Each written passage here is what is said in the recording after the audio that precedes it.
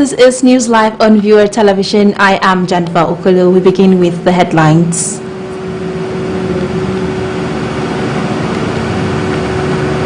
Supreme Court strikes out President Buhari's suit challenging Section 84, Subsection 12 of the Electoral Act 2022. National Information Technology Development Agency moves to close digital gap. Plus, U.S. Supreme Court ends constitutional right to abortion. Many thanks for joining us.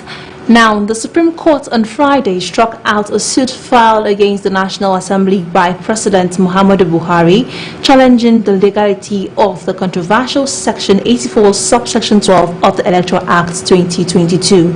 The Apex Court held that Buhari, having assented to the electoral bill on February 25, 2022, has no power to turn around to challenge the legality of the Electoral Act. The Supreme Court, in a judgment prepared and delivered by Justice Emmanuel Ajim, declared the action of Buhari in instituting the case as a gross abuse of courts. The Apex Court said the President by the suit sought to approbate and reprobate at the same time, and that such must not be allowed. Besides, the court held that Buhari has no power under any law to dictate to the National Assembly on lawmaking. The unanimous verdict held that Buhari, having participated in the making of the Electoral Act by his assent, lacks constitutional powers to come up to challenge same. Now, the Nigerian Senate Committee on Judiciary, Human Rights and Legal Matters is to wade into the crisis presently rocking the Judiciary. Senate President Ahmed Lawan gave the directive on Wednesday, moments before the chamber adjourned plenary. Justice of the Supreme Court had leveled allegations of corruption against the Chief Justice of Nigeria, Ibrahim Muhammad. The justice, in a memo to the Senate, had protested the non-payment of legitimate entitlements as well as other issues. We may recall that there were some issues coming out of the judiciary. We must have interest in what is happening in that arm of government. I believe that we owe it to Nigerians to look into what is happening in that arm of government with a view to bringing solutions to the problems that judiciary in Nigeria faces. Issues on the front burner include poor capacity building for the country's judicial process, poor amenities such as vehicles, accommodation, medical facility, electricity supply in the Supreme Court, lack of internet services to residents and chambers in the Supreme Court, amongst others. Now, the National Population Commission, NPC, says the 187 billion naira budgeted for the population and housing census is not adequate to conduct the exercise scheduled for April 2023. The Commission's Acting Director General, Ugoeze Bago, disclosed this as a roundtable on the 2023 census organized by the National Institute for Legislative and Democratic Studies, NILDS, in Abuja. The proposed census comes 17 years after the last exercise in 2006, violating the United Nations recommended 10-year interval.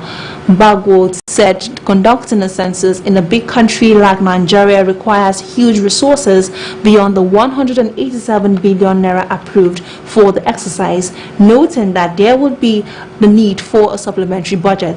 She, however, said the census would be jointly funded by the federal government and donor partners 50-50.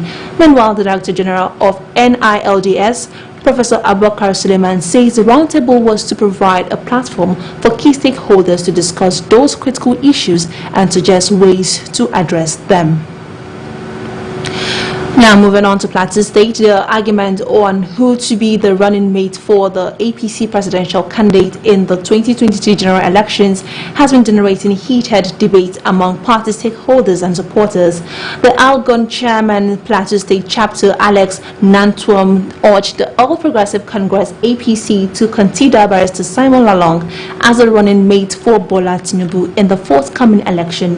Addressing journalists in Jos, the Plateau State capital, the Algon chairman says Muslim to Muslim ticket should not be considered, looking at the diversity of the nation.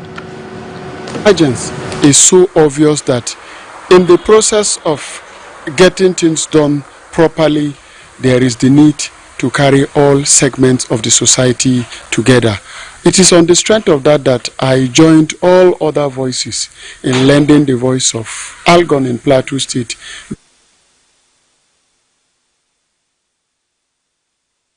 The Algon chairman says they are in full support of Barrister Simon Lalong to be the vice president, saying he possesses all the qualities.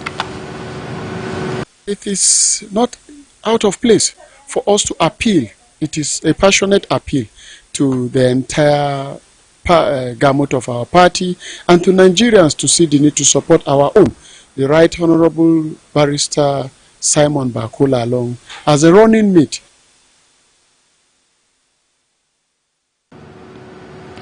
While the Director General of the National Information Technology Development Agency, NITSDA, Kashifu Inua, has encouraged girls and women with relevant technological abilities to harness their potential by upscaling their skills in order to close the digital gender gap in the country. Inua, who was represented by the Deputy Director of Digital Economy Department, Dr. Amina Sambo, gave the advice at the 10th year anniversary of the Nigerian Women in Information Technology NIWIIT National Conference in Lagos, Southwest Nigeria, with the theme Unleashing Innovation, Scaling Up Digital Skills for Women and Girls. He stressed that the ongoing efforts will not only help the country to prepare girls and women for future opportunities, but also for global competitiveness. The president of the Nigerian Women in Information Technology, Dele Bayo Oshibo, while asserting that inclusion is the currency of the moment in general and digital inclusion in particular, affirmed that the urgency to be included in the moving train cannot be overemphasized and must be intentional. Meanwhile, the National Commission for Refugees, Migrants and Internally Displaced Persons, NCFRMI, has urged the federal government to increase the allocation of funds to the Commission to carry out its activities in reducing the challenges IDPs, refugees and other vulnerable groups are facing in the country. Speaking at the launch of a library for IDPs in Waru, Abuja, the Federal Commissioner, NCFRIMI, Ayman Suleiman Ibrahim, said the project was a step in advancing the project Educate All, with the purpose of educating persons of concern and giving them a high sense of belonging. She said the launch of the phase of the project was in partnership with I Am the Future of Nigeria and will complement the transitional learning centers that will further enhance the reading and fast-track learning for pupils in camps and host communities. The board chairman of the commission, Peter B.A., pleaded with the National Assembly committees to vote for more funds for the commission to function efficiently for the displaced people. On his part, the chairman of the Senate Committee on Basic and Secondary Education, Frank Ibezim, commended the commission, saying all children, regardless of their background, situation and ability, should have access to quality education. When Newslive returns, the Joint Admissions and Matriculation Board is set to host the 2022 policy meeting for the 2022/2023 admission on July 21st, 2022. Details of this and more comes to you right after the break. Do stay tuned.